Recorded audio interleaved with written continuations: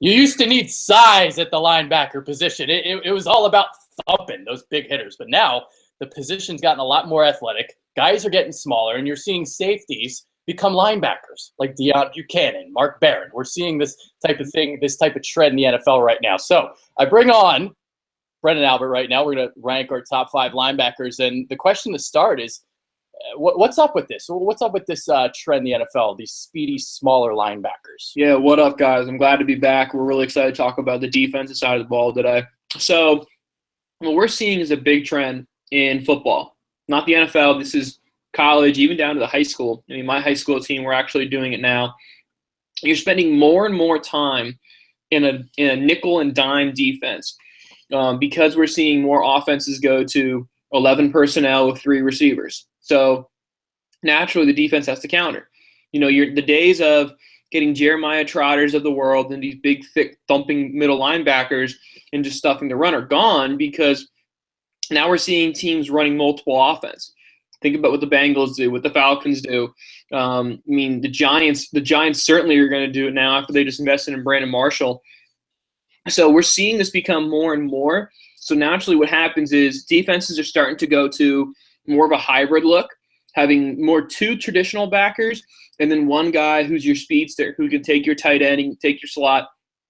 And then he also can win still in the run game, i.e. the guys you mentioned, Deion Buchanan, Donta Buchanan, Mark Barron. I mean, a couple other guys we're going to talk about today. So it's just a really big thing right now, Adrian, with the offense going to more 11 personnel, getting more speed at the receiver position. Naturally, the defense has to counter and kind of be prepared for it too. Yeah, and the nickel defense has almost become like a base defense in the NFL right now. The stat that I saw, I believe the Lions, they were in nickel like 52% of the time last year. So it's certainly a trend, and that brings us to Jabril Peppers. You know, what's he at the next level? Is he a safety? Is he a linebacker? He's going to be on both my linebacker and safety list. So you look at a guy, he's like, what, 210? Yep. So you're looking at that Mark Barron type of role, or the Buchanan type of role, for Peppers.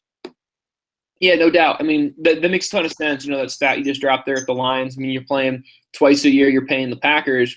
The Packers are never lining up in 21 personnel or 12 personnel. I mean, they're trying to get multiple receivers in the field as much as possible.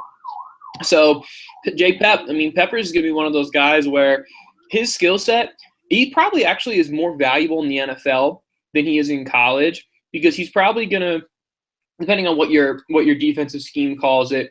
My high school, we run a 4-2-5, and our one outside backer, we actually call him the will safety. So there's a hybrid of a will outside backer and a safety. That's really where he's going to end up fitting.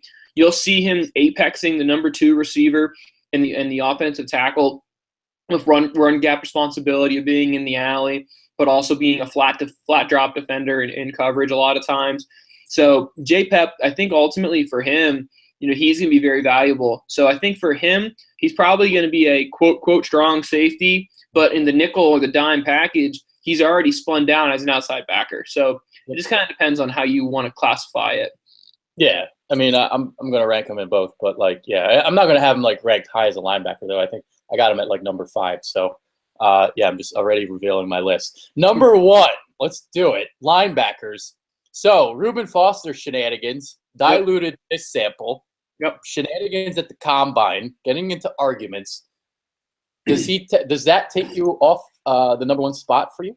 No, he's still the number 1 backer. Now that said, I agree. I actually still have him at number 1 as well.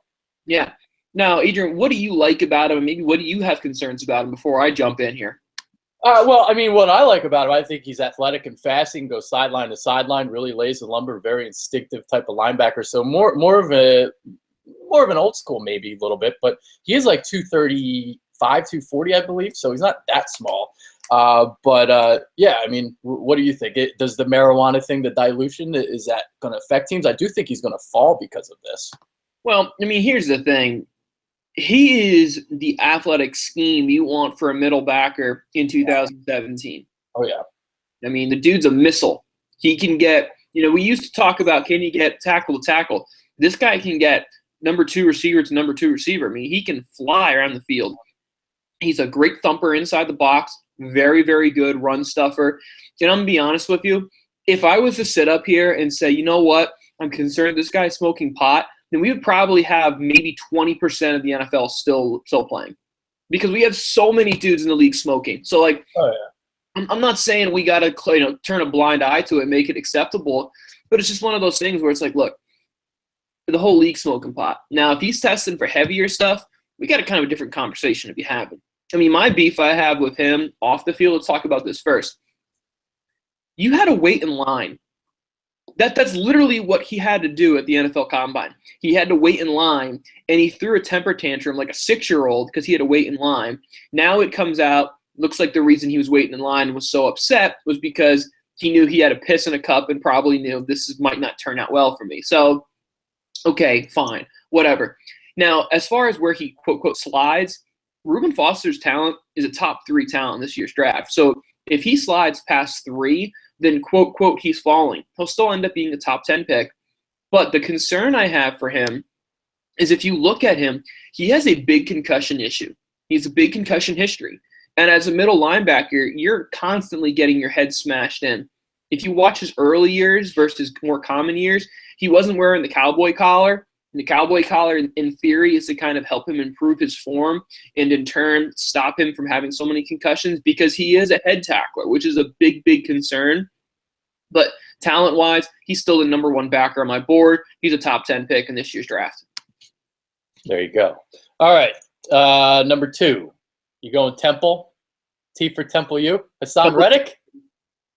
Temple tough, Philly proud, and so excited to watch Hassan Reddick get drafted. Honestly, I mean, when I was putting in, my opportunity to get draft tickets, he was the main reason. I mean, let's take a step back here and remember his story.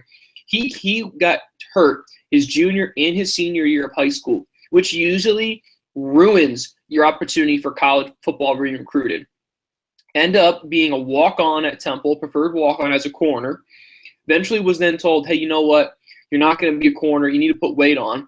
Well, as a walk-on, he's not getting a scholarship, so he had to ask Mom, can you take out a loan to get me the unlimited meal plan so I can put weight on to go to outside backer?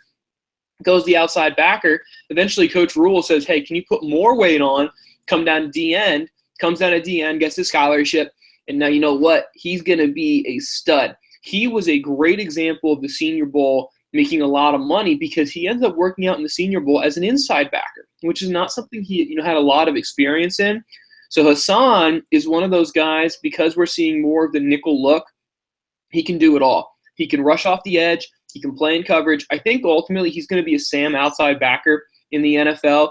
I don't think he's constantly going to put his hand in the dirt. I don't think he has the physical body yet to do that. And I think his athleticism is better suited as that outside backer.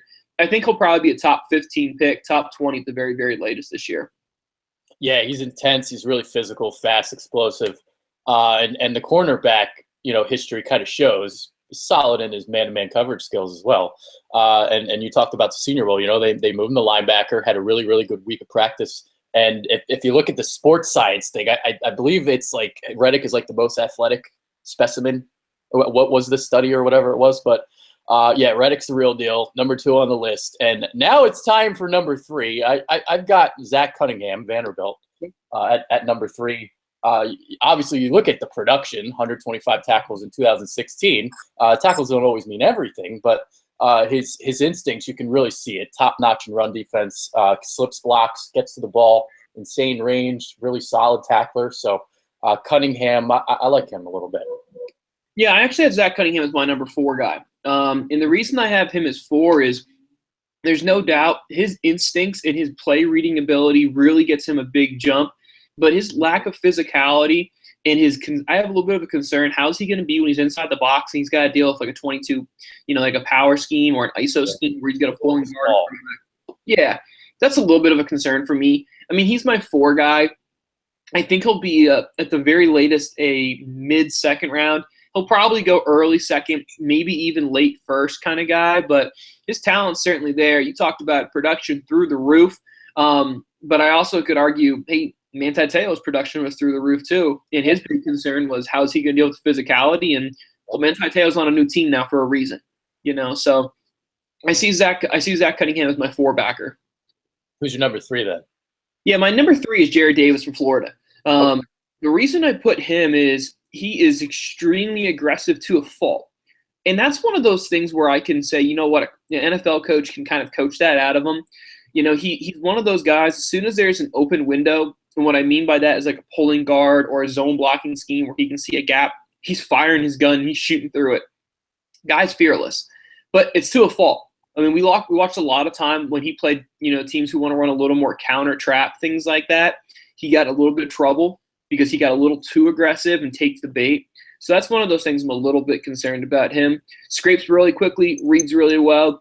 I think Jared Davis, he's put himself at the end of the first round. Yeah, Davis, for me, I was toggling between him and Peppers at number 5.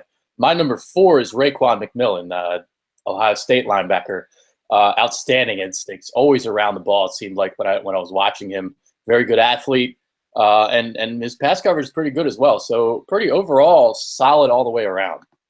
No doubt. Rakeem, he's my 5 guy.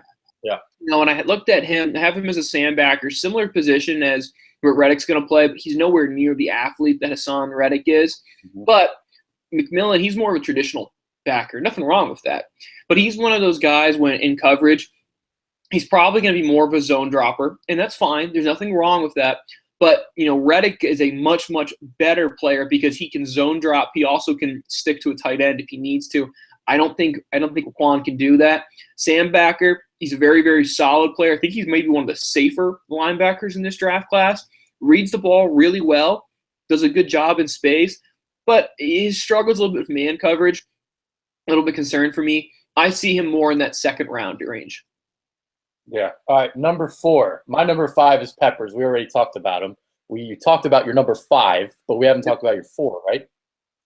4 was my Zach Cunningham, actually. Oh, that's right. So we went through your whole top 5. I got my top 5, yeah.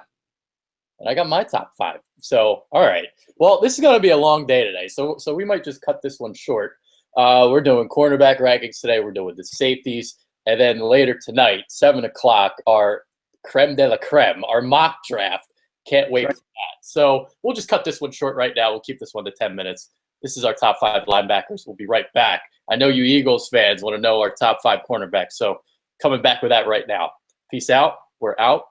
We'll be right back.